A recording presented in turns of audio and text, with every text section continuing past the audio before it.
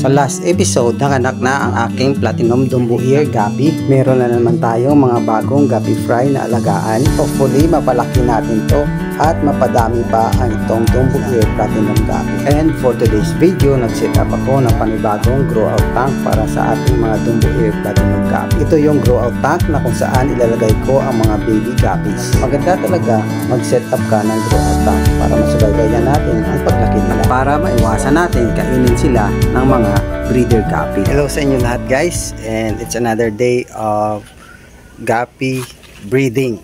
So ngayon guys, magsiset up ako ng panibagong grow out tank para sa aking mga guppy. Ito na yung guppy tank ko guys, breeding tank na mayroon ng mga maliliit na mga, ayan o.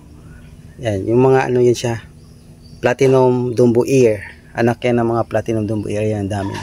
So siset up ako ngayon ng bagong grow out tank para dito. So lilipat natin to doon sa grow out tank na isi-set up. Itong mga guppy dito na maliliit, mga nasa 2 days old pa lang yan sila. Yan sila. Ang dami na nila. So anak siguro yan ng isang female dito. Actually 3 female dito nilagay ko. So siguro yan ang isang female dyan ang anak na. Itong mga maliliit na to, ililipat na natin to sa grow out tank para mabilis yung paglaki nila at saka masubaybayan natin yung kanilang growth rate. So ilipat natin sa grow out tank na isi-set up. Ganda talaga guys no, na mayroon kayong grow out tank para sa mga maliliit na mga guppy, para mabilis yung paglaki nila at saka mas mabilis natin sila masubaybayan at saka maalagaan natin sila ng mayroon ako ditong bakante na tank. So ito tuloy ano to siya tank, nasa ano to, ayan o, 95 liters na tank. So hindi ko alam kung ilang gallons, probably nasa ano to 50 gallons. So tanggalin natin to, linisan natin, dito natin ilagay yung mga bagong mga guppy. Tanggalin muna natin itong mga takip dito. Itong ano na to, tank na to, ginawa ko to na ano na mga aquatic plants nilagay ko dati dito. So wala kasi magandang cover, so pumapasok yung tubig. So nilagay ko dito dati aquatic plants. So ayan o, yung may mga ano doon, nangamatay na nga yung mga aquatic plants. Ayan, so yan, may dahon na pumasok. So wala kasi itong maganda na cover. Pag umulan, napupuno na yung madaming tubig. So actually ito, pwede na natin to lagyan ng mga maliliit na mga guppy para sa ating mga grow out. Kailangan natin ng sibot. Pero itong sibot na to kasi malalaking butas. So sa mga bago na mga guppy, tumatagos. So hanap tayo ng sibot na yung pinong-pino, yung ano niya. Saan nga yun? Saan ko nilagay? Itong dalawang ano, sibot. So ito, yung 2 days old kasi na mga guppy, tumatagos yan dito sa mga butas niya. Maliliit pa kasi yung mga 2 days old. While ito, ano, pinong-pino. So ito ginagamit to sa mga pagsala ng brine shrimps, no, daphnia. Ito yung ginagamit. So dito maganda to, ito yung gagamitin natin. Dito pala nahulog oh. Kaya ito malaki. Ito kasi oh, maliit. Ito malaki. So ito yung gagamitin natin. Kailangan natin ng lagayan. So dito natin ilagay yung mga maliliit na mga guppy. So ngayong araw nag-init na naman. So tinding init ngayon. Ilang days din kasi na lagi umuulan. So ngayon lang mas yung init, mas maganda. So lipat natin to yung mga bagong mga guppy ko sa grow out tank. Kuha muna tayo dito ng tubig. So dito natin lagay. Tanggalin muna natin yung mga aquatic plants. Tanggalin muna natin. Lagay muna natin dito sa tabi para walang sagabal. Nahirap kasi pag may mga aquatic plants hindi sila mahuli natin. Tabi muna natin. Balik lang natin yan mamaya. So ngayon, hulihin na natin yung mga maliliit. 2, 6, ayan, 6. Ayan, maliliit pa.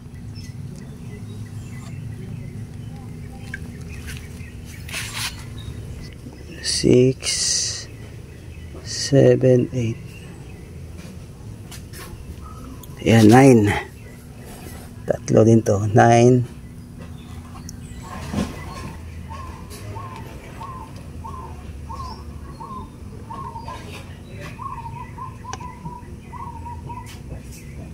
10, 11. Ayan na.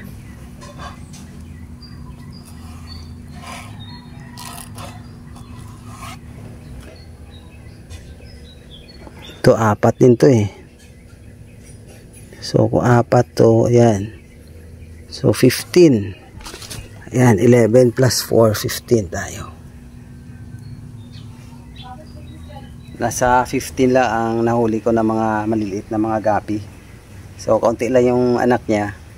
Anyway, okay pa rin yun kahit 15. Ito na guys, yung mga anak na albino, platinum dumbo ear. Ayan o, 15 kapiraso. Konti lang. Pero alagaan lang natin to. Lipat natin to sa grow out. Lagay muna natin dito. Tapos lipat muna natin yung mga aquatic plants. Lipat muna natin. Para mayroon silang taguan. Kung sakali mga anak ulit yung dalawa dyan. So ayan sila oh. Isang male tsaka 3 female. So napakain ko na rin yan kaninang umaga. So okay na yan sila. Hindi na natin yung pakainin. Probably mga tanghali mamaya pakainin natin. Tsaka sa hapon ulit pakainin natin sila.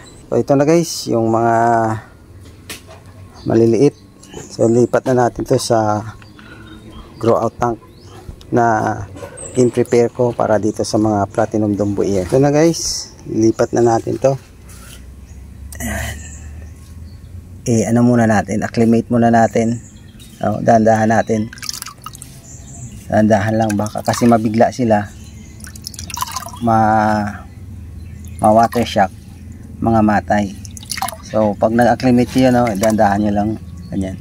Hayaan muna natin ng matagal-tagal mga 15 minutes. So, maganda talaga guys no, na mayroon kayong grow out tank sa inyong mga bagong mga panganak na mga gapi, no, sa mga baby gapi.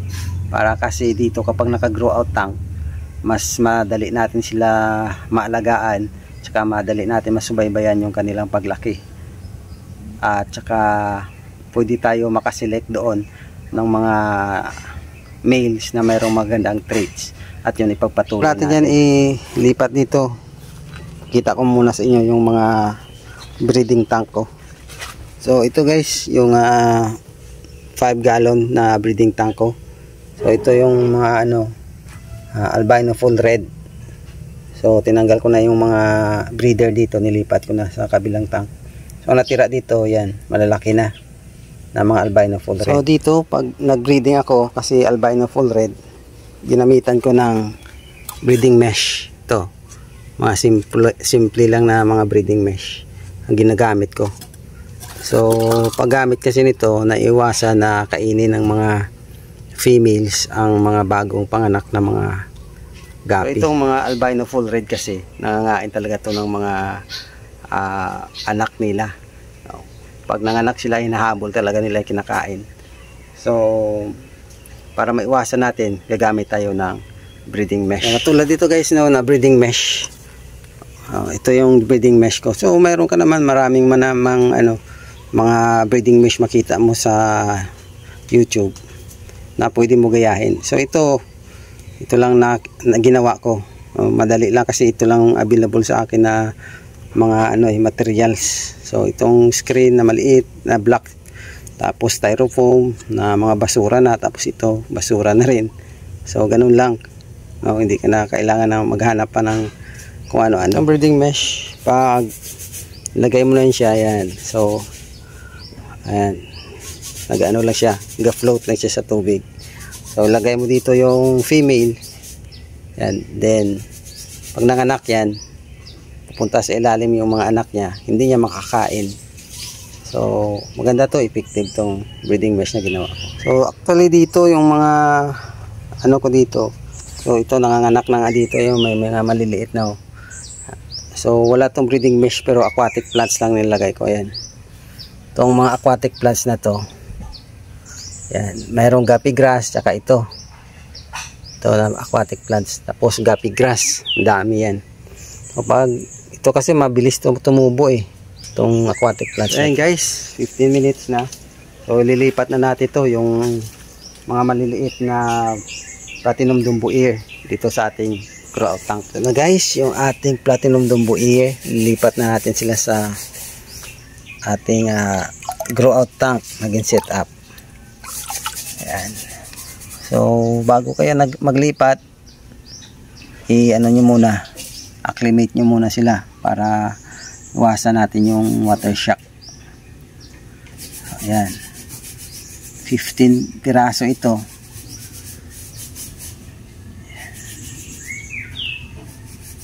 Ayan. Sana lumaki sila dito. Tsaka makakuha na naman tayo ng panibagong breeder. Maganda mayroon kang brine shrimps, no? Pag mga maliliit pa lang, mga 2 days old hanggang 10 days old, pakainin mo ng brine shrimps, mas maganda. Ilang brine shrimps kasi mahal. And so kung may pera ka, mas okay kung brine shrimps. So sa akin kasi namahalan ako sa brine shrimps, so ginagamit ko yung powder fish food lang. So live food, no? Brine shrimps. So inyo na yan, sa options yun na yan kung anong gusto nyo, brine shrimps or granules or powder, okay lang yan. Flakes pwede din, no? So options yun na yan. So sa akin, ano lang makakain ko dito, PO1. So ngayon mag-feeding tayo ng PO1. So ito pala guys yung PO1.